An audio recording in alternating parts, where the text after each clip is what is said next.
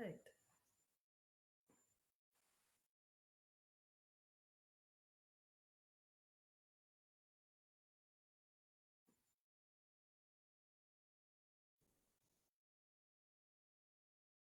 Hi, everyone. My name's Francis Sucro. I am a fourth year International Bachelor of Arts student, double majoring in political science and English, and welcome to BA Professional. In case you're new here, BA Professional is a Facebook Live career series organized by the Faculty of Humanities and Social Sciences, where we speak with different alumni of the faculty and they give us key info on how they were able to and how we also can forge our own unique career path. Now, without further ado, I'm very happy to have with me as a guest today, Meagan Campbell. Hi, Meagan. Hello. Alrighty. For those of us who don't know Meagan, I'll give us a quick run through. Meagan Campbell is a neurodivergent writer, actor, and marketer, originally from Cape Breton, Nova Scotia. She graduated from Memorial in 2017 with a Bachelor of Arts in English Literature, as well as a minor in psychology, and currently works as a content marketer for CoLab Software, which is actually one of the fastest growing tech startups in Atlantic Canada. They've also worked as a copywriter with Atlantic Canada's largest marketing agency, M5 Marketing Communications, where they contributed to award winning campaigns for clients such as Fortis Inc., New Hampshire State Department of Corrections, and Newfoundland and Labrador's Teachers Association. Meagan is a freelance journalist with The Independent, which is NL's not for profit media organization, and has volunteered annually with V Day St. John's since 2018. Thank you for joining us today. Do you mind if I ask you a couple of questions? Let's do it. Alrighty, perfect. All right. Our first question today is if you could give us a little insight on what your job as a content marketer entails, particularly for a tech company. Yeah. So content marketers, it's doing marketing with content. So for a lot of what we do, that is written content, but it can also be video or other forms of media. So my job involves a lot of writing. It involves breaking ideas down into the right size, being able to think about the best ways to communicate different things, what format you're going to use, what medium, what channel, how you're going to frame it, how you're going to word it, and ultimately just really trying to understand people. With content marketing, one of the most important things is knowing who your audience is, and you're not writing to anyone and everyone. You're usually writing to a very specific group of people. So both the English degree and the psychology minor come in really handy when you're trying to understand people and influence their behavior. I can imagine that's perfect. I mean, writing with English and psychology kind of interpreting people, that's a perfect fit. My next question would be if there was a particular strategy that you would say guided you through both your education and your career. So I think it would be not hesitating to quit things when they weren't working. It's kind of been the key for me.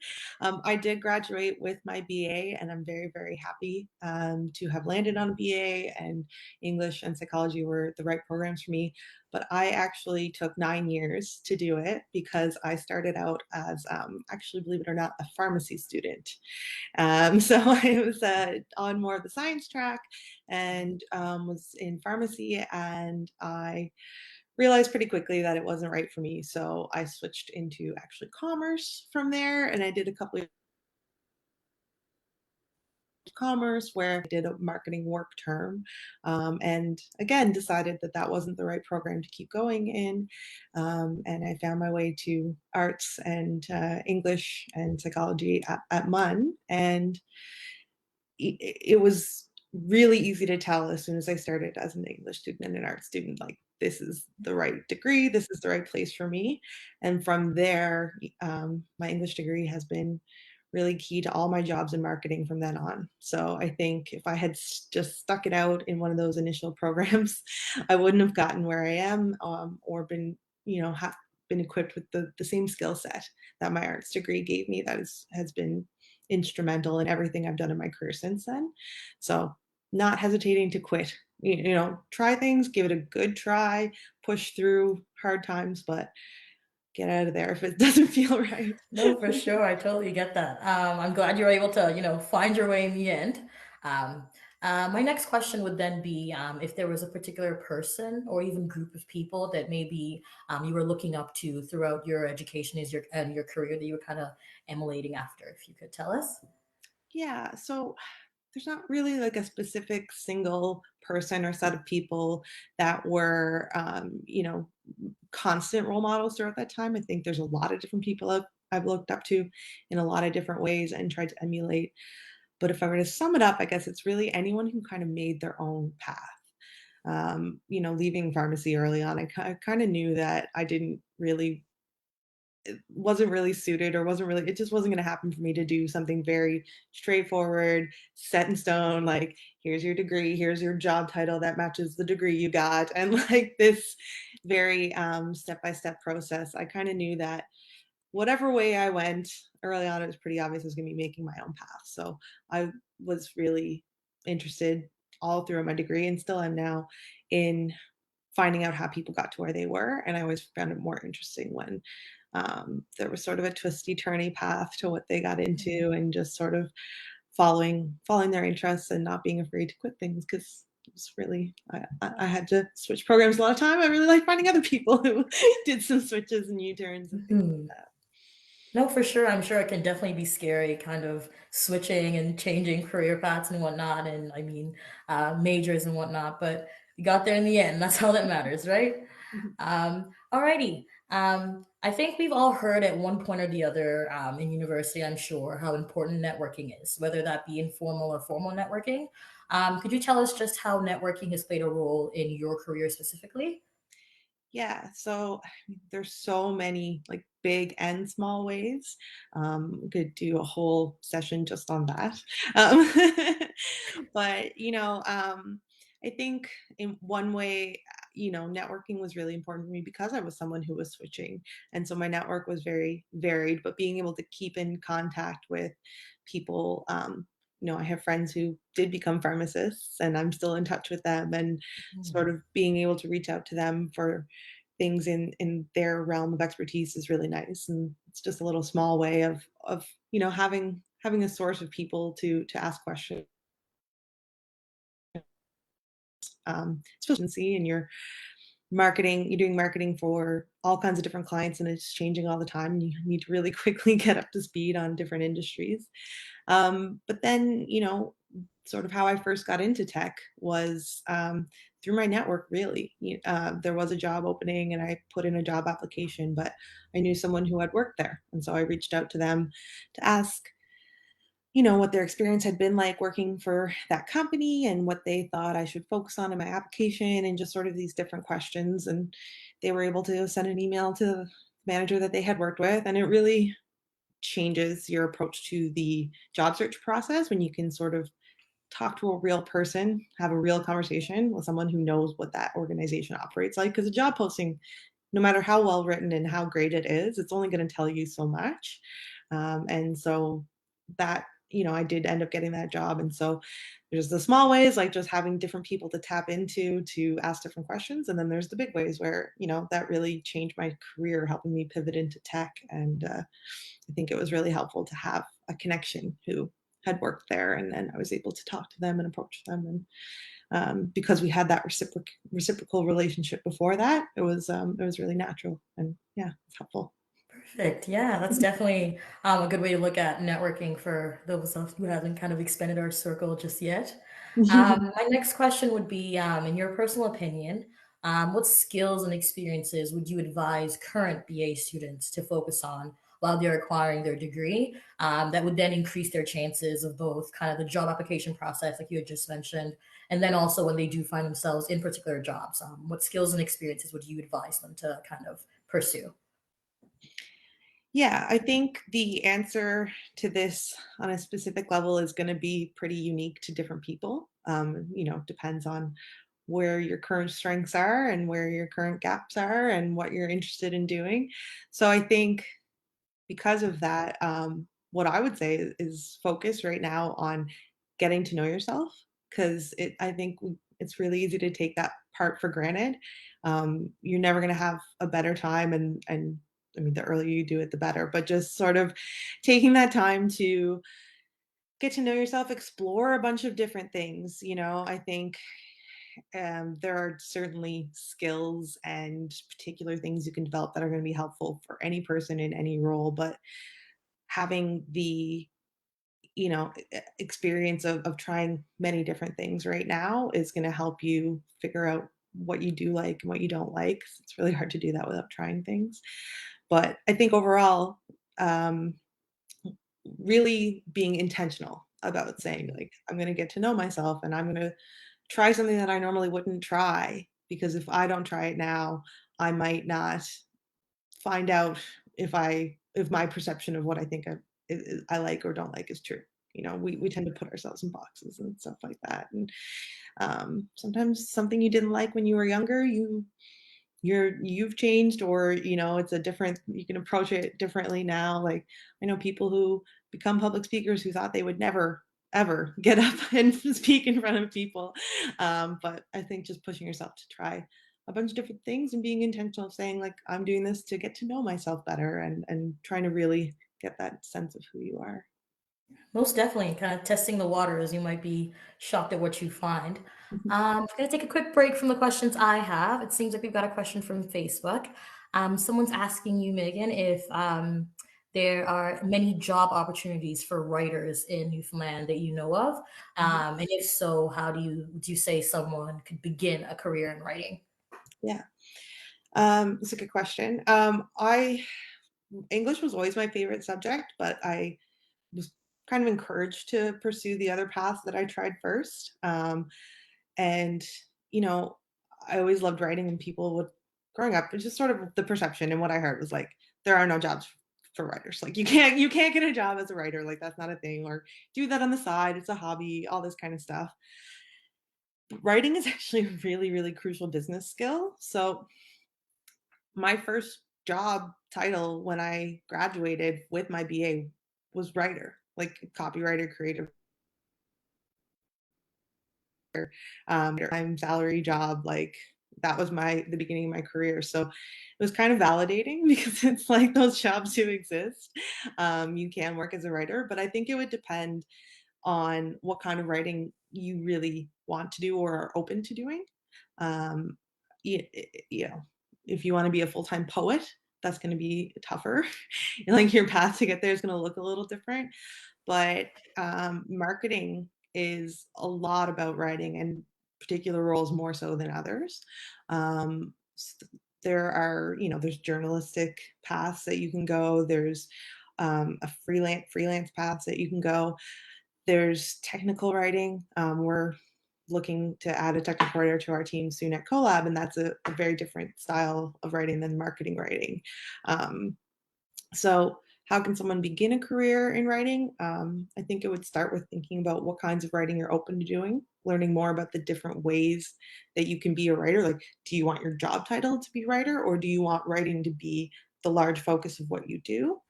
Do you want to write because you're passionate about writing and that's your skill and that's what you want to do? Or is there a certain subject that you want to write on and that's what's most important to you? So I think there's a lot of questions, going back to getting to know yourself, there's a lot of questions that I would throw back to that. But honestly, I think the best way to begin a career in writing is to write more, and I know it's like a cop out to say, but it always comes back to that. I have an uncle in law who's he's an editor of a newspaper up north in Yellowknife, and he's done that for years. And he always said what matters more than having a specific degree in journalism or something like that to him is a portfolio or what someone can put in front of him. So I have brought writing portfolios to a couple of my job interviews in marketing. So if you are looking to begin a career in writing, maybe that's a way to think about it. Start building your portfolio and keeping one for yourself and thinking For about what sure. you do. Yeah. Thank you for that. I'm sure whoever asked that question is very happy with their answer. I wanted to ask something about kind of collaborating in university for sure. You have tons of group projects. Some Mhm. people hate them, some people absolutely love them. It's kind of a two-part question. The first would be, what role would you say collaboration has played in your professional life? And secondly, would you have any advice for some current students who might have trouble? Maybe they might be shyer or they just like working on their own. Kind of how collaboration has played a role in your career. What advice you would give for people who might struggle with collaborating with others, even in education and then past that as well? Yeah, yeah. It's really important. If it's something that's hard for you, again, I would say take the time to bite the bullet now and get used to it. Because the interesting thing about collaborating on a group project for a class for school is that you're all being taught the same material. You're all being, learning the same skills from a class. But when you go out into the work environment and you're collaborating on a project, you're probably doing a part that you know how to do, and you're probably working with other people who can do things that you can't do. So you can't just work on your own. I can't execute an entire marketing campaign without collaborating with the graphic designer who's going to do the things that I don't. I don't use Photoshop. I don't use like Illustrator. I can't use these programs. I used to be able to like struggle my way around a little bit, but I can't do what they can do. And so it becomes a lot less optional and it becomes a lot harder to do things on your own. You just can't. So I think collaboration has been, yeah, a central skill to everything I've done, especially working in marketing. Like I said, like graphic design and copywriting go hand in hand, and that's still true today, working more on an in-house marketing team for a tech company.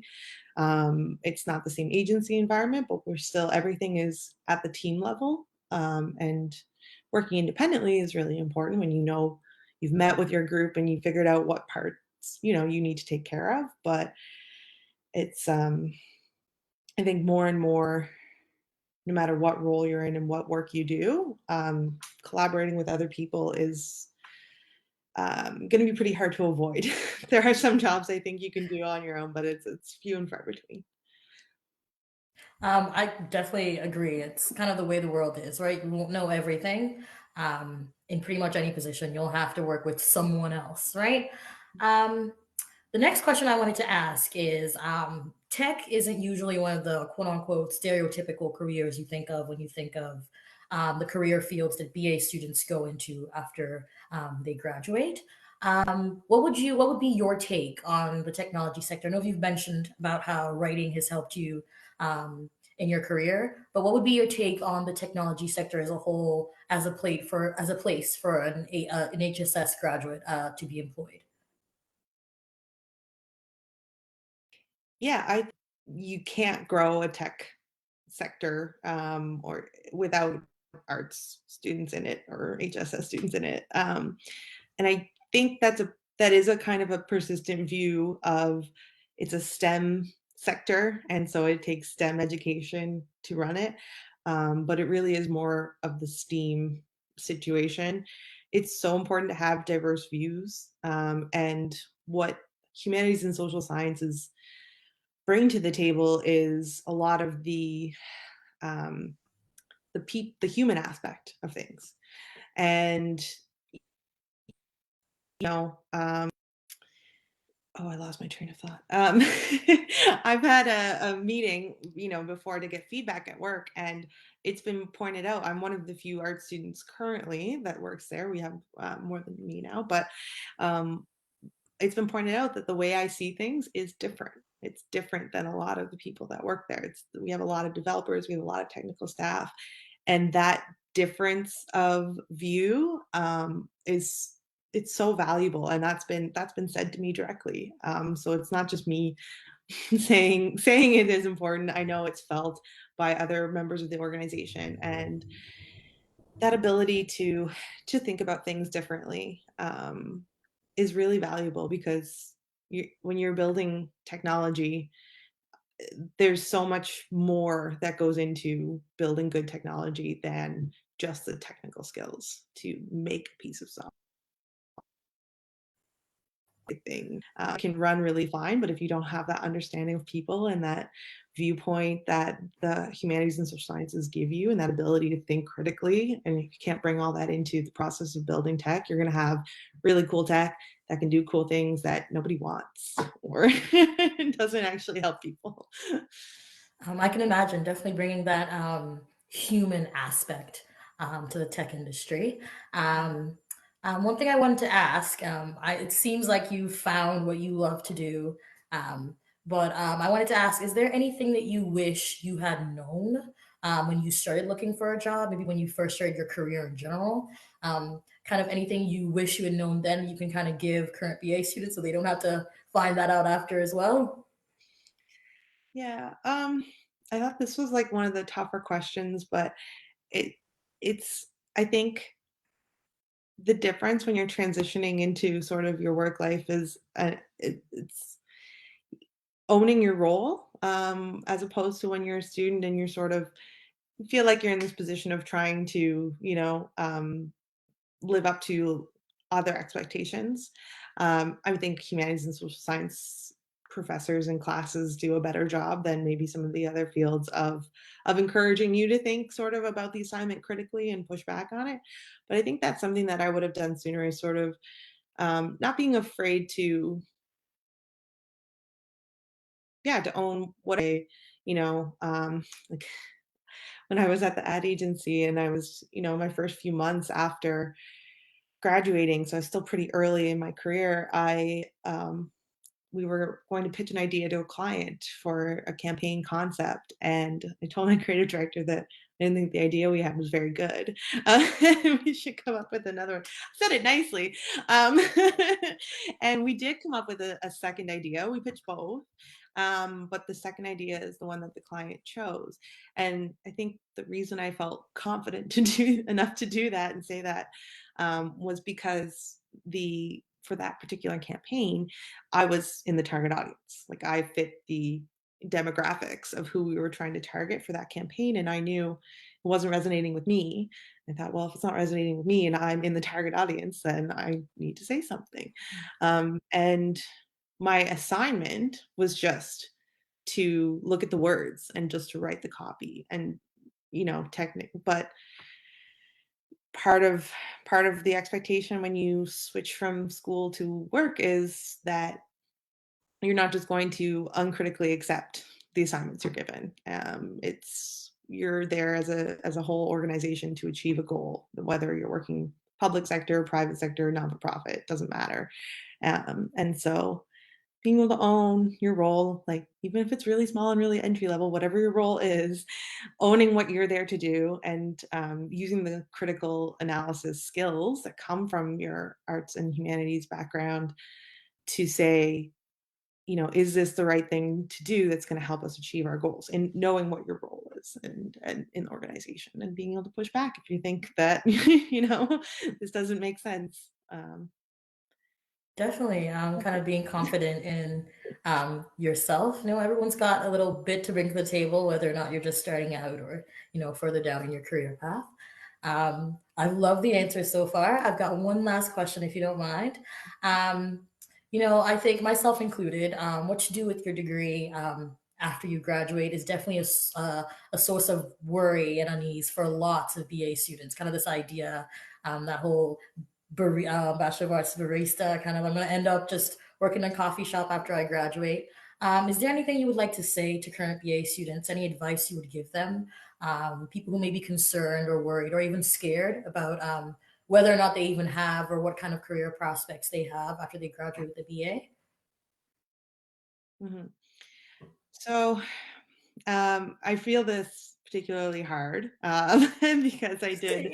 I did try every degree before Bachelor of Arts, but I've because I've been in those other programs, I do know that I I've never felt limited by my BA, like completely the opposite. I think I work for a tech company, so I know I see how much tech and software is changing the world of work.